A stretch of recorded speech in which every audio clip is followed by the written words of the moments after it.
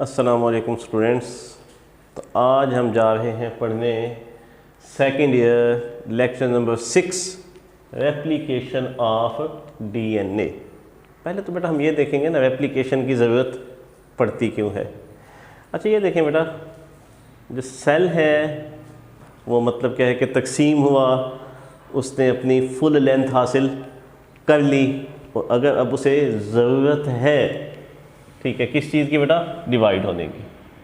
मतलब सेल क्या है, मुकम्मल इससे लेंथ हासिल कर ली, अब इसे ज़रूरत है किस चीज़ की बेटा, डिवाइड होने की। किसके अंदर, दो सेलों के अंदर। अच्छा अब बेटा क्या है कि कैसे वो डिवाइड करे। और बेटा क्या है कि असल में जब सेल बड़ा हो जाता है ना, साइटोप्लाज्म तो वो काफ़ी मिकदार में हासिल कर लेता है। तो अब बेटा क्या ज़रूरत होती है, उसे ज़रूरत होती है अपने डीएनए को तकसीम करने की या अपने न्यूक्लियर मटेरियल को तकसीम करने की, ताकि बेटा वो क्या कर सके, तकसीम हो सके। तो न्यूक्लियर मटेरियल को मतलब क्या है कि डिवाइड करने के लिए पहले उसकी कॉपी बनाना बहुत ज़रूरी है। और जो मतलब क्या है कि इसकी जो न्यूक्लियर मटेरियल है इसकी एग्जैक्ट कॉपी बनती है, जिसे कि हम क्या कहते हैं, रेप्लिकेशन कहते हैं। तो आज हम वही पढ़ने लगे हैं, रेप्लिकेशन। अच्छा बेटा रेप्लिकेशन के अंदर 3 स्टेप्स होते हैं। सबसे पहले तो है इसकी क्या, इनिशिएशन, और दूसरा क्या है, इलॉन्गेशन, और फिर उसके बाद क्या है, टर्मिनेशन। यानी कि मतलब क्या है कि इब्तिदा में शुरू होना, फिर इसे रेप्लिकेशन का प्रोसेस से लंबा करना और फिर उसके बाद उसका इख्तिताम करना। अच्छा आपको पता है बेटा जो डीएनए होता है वो डबल स्ट्रैंडेड होता है। तो इनिशिएट बेटा कहाँ से होती है, असल में बेटा क्या है कि जो रेप्लिकेशन है डीएनए की, वो बेटा क्या है कि हर जगह से नहीं हो सकती। वो बेटा कहाँ से होगी, वो वहीं से होगी जहाँ पे ख़ास किस्म के सीक्वेंस मौजूद होंगे। अच्छा ये बेटा ख़ास सीक्वेंस होते क्या हैं, ये बेटा क्या है कि ये 9 बेसिस के क्या होते हैं बेटा, ये 9 बेसिस के ना बेटा क्या होते हैं, 4 सीक्वेंस होते हैं। ठीक है, 9 बेसिस के 4 सीक्वेंस होते हैं। सीक्वेंस अब बताना बेहतर नहीं है, वो लंबा हो जाएगा। तो 9 बेसिस के 4 सीक्वेंसेस मौजूद होते हैं ख़ास किस्म के, और ये जहाँ पे भी ये सीक्वेंस मौजूद होंगे वहाँ से रेप्लिकेशन स्टार्ट हो जाएगी। वो लाजमी नहीं है कि एक ही जगह से स्टार्ट हो, वो एक से ज़्यादा जगहों से भी स्टार्ट हो सकती है।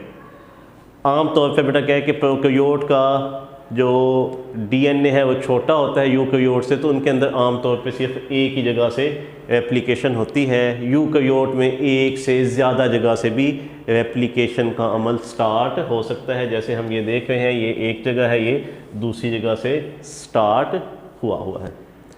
अच्छा अब बेटा क्या है कि ये रेप्लिकेशन करता कौन है, तो ये बेटा क्या है कि एंजाइम्स हैं जो कि इस रेप्लिकेशन में मदद देते हैं। तो हम बेटा देखते हैं कि कौन कौन से एंजाइम हैं रेप्लिकेशन के।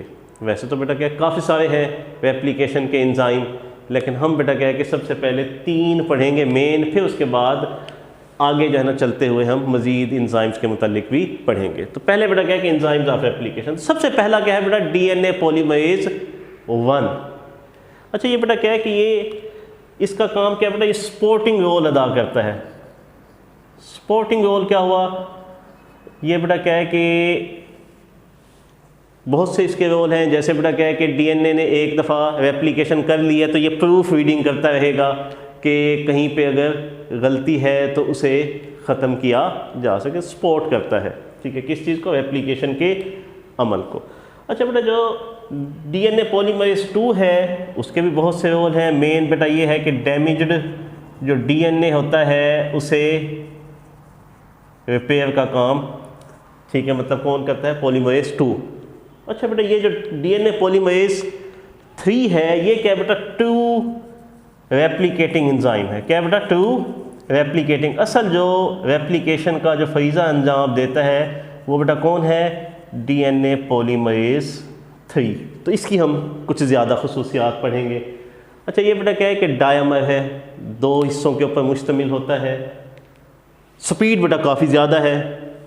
जब बेटा क्या है कि ये डीएनए के स्ट्रैंड के ऊपर लगा हुआ ना, तो एक ही सेकंड के अंदर तकरीबन 1000 न्यूक्लियोटाइड ऐड कर देता है। साइटोप्लाज्म से यकीनी बात सो, ये अपना क्या है कि न्यूक्लियस से, न्यूक्लियोप्लाज्म से मतलब क्या है कि ये उठाएगा न्यूक्लियोटाइड और यहाँ पे ऐड करता चला जाएगा। ठीक है जी, तो इसकी स्पीड काफ़ी ज़्यादा है। अच्छा, लेकिन बेटा क्या साथ साथ इसके दो लैप्सिस भी हैं। वो दो लैप्सिस बेटा क्या है, पहला क्या है कि ये बजाते खुद रेप्लिकेशन के अमल को स्टार्ट करने के काबिल नहीं है। धक्का स्टार्ट जैसे गाड़ी होती है, उसे धक्का देंगे तो चल पड़ेगी, फिर नहीं रुकेगी, तो ये भी बिल्कुल वैसे ही है, धक्का स्टार्ट गाड़ी है। ठीक है, यानी कि मतलब क्या है कि पहले कोई टुकड़ा बना हुआ हो, ठीक है, न्यूक्लियोटाइड का, तो वहाँ से ये रेप्लिकेशन स्टार्ट कर सकेगा, बजाते खुद रेप्लिकेशन स्टार्ट करने के काबिल नहीं होगा।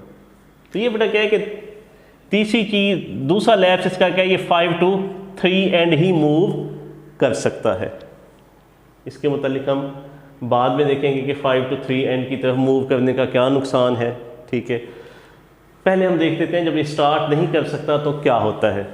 तो ये बेटा क्या होता है कि एक और एंजाइम है जिसे हम क्या कहते हैं, प्राइमेस।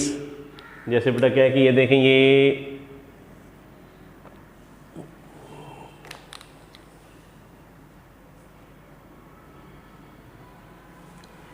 ये देखें बेटा, यहाँ अब ये यहाँ से हम फर्ज करते हैं रेप्लिकेशन होनी है, तो यहाँ पे बेटा क्या बनाया जाएगा, पहले आरएनए का एक छोटा सा टुकड़ा बनाया जाएगा।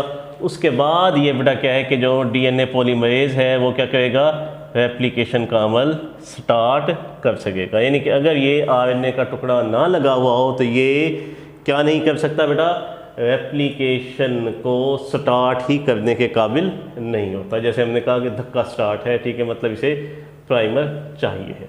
अच्छा, तो आरएनए प्राइमेस जो है ना हमारी हेल्प करता है।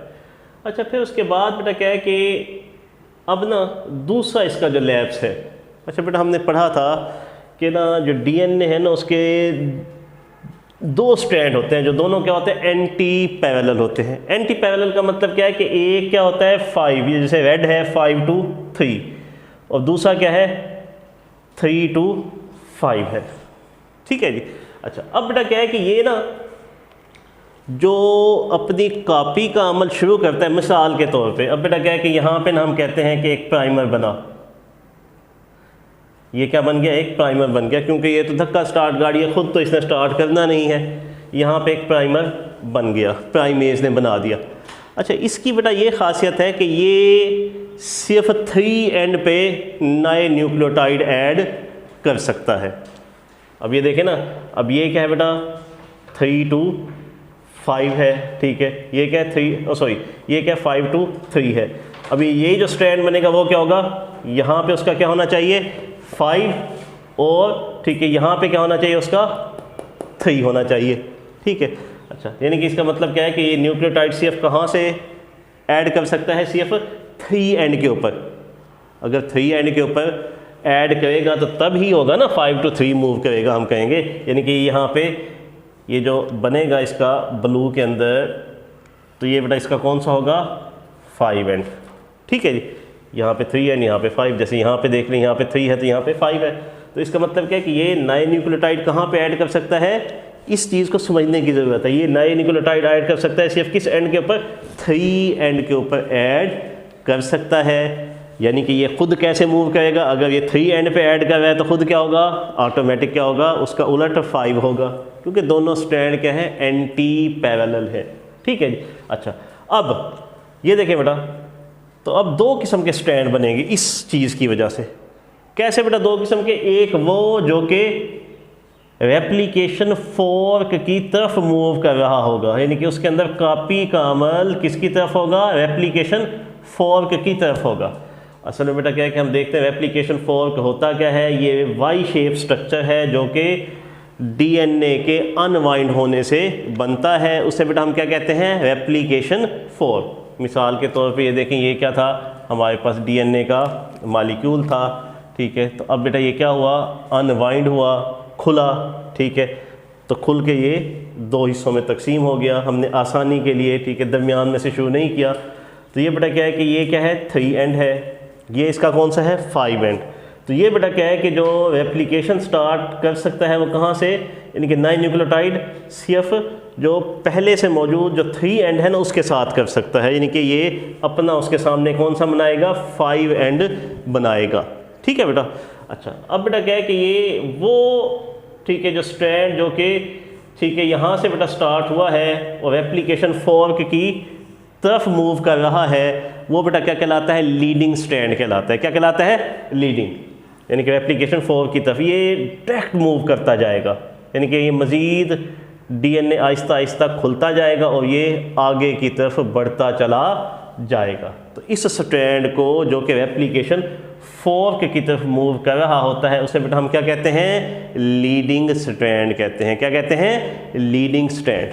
अच्छा अब बेटा क्योंकि हमने ये पढ़ा कि ये तो बेटा क्या है कि कहाँ पे ऐड कर सकता है न्यूक्लियोटाइड, 3 एंड के ऊपर। अब ये तो इसका क्या है, 5 एंड है। अब यहाँ पे कैसे करेगा, यकीनी बात है ये 5 एंड है तो ये वाला क्या होगा, इसका 3 एंड, तो यहाँ पे भी तो 3 एंड होगा, यानी कि इसका मतलब ये जगह भी 3 एंड, ये भी 3 एंड और ये क्या है 5 एंड। अच्छा अब ये जो ना ये क्या करता है, जो दूसरा स्ट्रैंड बनता है ना वो क्या बनता है, रेप्लिकेशन फॉर्क से मुखालिफ सिमत में। क्यों, क्योंकि इसने ऐड करने हैं न्यूक्लियोटाइड कहाँ पे, सिर्फ 3 एंड के ऊपर, यानी कि ये इसका क्या था 3 एंड था, तो ये क्या बनाएगा यहाँ पे अपना 5 एंड यहाँ से शुरू करेगा, यानी कि ये इस तरीके से ठीक है मतलब क्या है मूव करेगा, यानी कि दोनों की जो सिमत होगी वो क्या होगी, मुखालिफ होगी।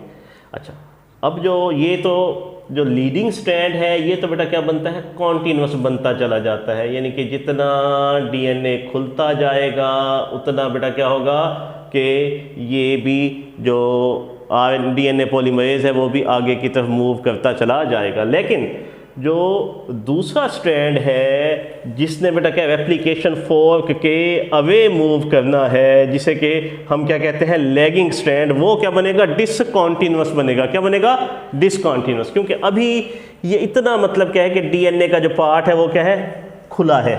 ठीक है, तो यहाँ पे क्या बनेगा, प्राइमर, और इतनी देर में प्राइमर के बाद क्या होगा, डीएनए जो पॉलीमरेज है वो क्या करेगा, एक छोटा सा टुकड़ा डीएनए का बना देगा। ठीक है, तो अभी बेटा क्या है कि जितना खुला हुआ है वो बना सकेगा, जब ये मज़ीद अनवाइंड हो जाएगा, कैसे बेटा, ये देखें, ये हम थोड़ा सा और अनवाइंड करके देख लेते हैं। ठीक है जी, तो ये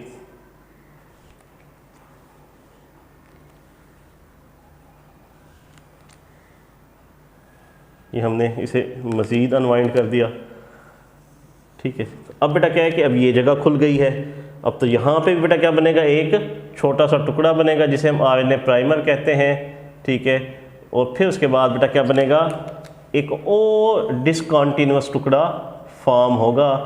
ठीक है, जिसे बेटा हम क्या कहते हैं, एक जापानी साइंसदान जिसने ये रेप्लिकेशन फॉर्क के अवे जो है ना जो सेगमेंट थे उन्हें डिस्कवर किया था, उसके नाम की बुनियाद पे इन छोटे छोटे टुकड़ों को बेटा हम क्या कहते हैं, ओकाज़ाकी फ्रैगमेंट कहते हैं। इनकी बेटा जो तादाद होती है न्यूक्लियोटाइड की, यूकैरियोट में 100 से 200 न्यूक्लियोटाइड होते हैं, जबकि प्रोकैरियोट में ये टुकड़े क्या होते हैं, 1000 से 2000 न्यूक्लियोटाइड लंबे होते हैं। बाद में फिर इन टुकड़ों को एक एंजाइम है, उसका नाम बेटा क्या है कि लाइगेज। क्या नाम है बेटा, लाइगेज, उसकी मदद से इन टुकड़ों को जोड़ दिया जाता है। तो ये बेटा क्या है कि इस तरीके से रेप्लिकेशन का अमल मुकम्मल होता है। लेकिन ये चीज़ समझने वाली है कि इसकी रेप्लिकेशन बेटा क्या है कि 5 to 3 डायरेक्शन के अंदर ऐड करता है, यानी कि ये मूव करता है 5 to 3 डायरेक्शन के अंदर। मूव करने का मतलब क्या है कि ये न्यूक्लियोटाइड सिर्फ कहाँ ऐड कर सकेगा, सिर्फ 3 साइड पे ऐड कर सकेगा। इसलिए इसकी जो आगे प्रोग्रेस है वो 2 तरह से होगी। अगर ये रेप्लिकेशन फॉर्क की तरफ मूव कर रहा होगा तो तब कॉन्टीन्यूअस होगा, उसे हम क्या कहेंगे, लीडिंग स्ट्रैंड। और जब अवे मूव कर रहा होगा तो तब क्या होगा, डिसकॉन्टीन्यूअस होगा और छोटे छोटे टुकड़े बनाएगा, जिसे हम क्या कहते हैं, लैगिंग स्ट्रैंड। और उनकी जो लेंथ है लैगिंग स्ट्रैंड की वो बेटा क्या है, 100 से 200 न्यूक्लियोटाइड यूकैरियोट में, जबकि प्रोकैरियोट में 1000 से 2000 न्यूक्लियोटाइड होती है। तो ये बेटा क्या था, रेप्लिकेशन का अमल था। कल फिर इंशाल्लाह हम पढ़ेंगे 1 जीन 1 पॉलीपेप्टाइड हाइपोथेसिस। अल्लाह हाफिज़।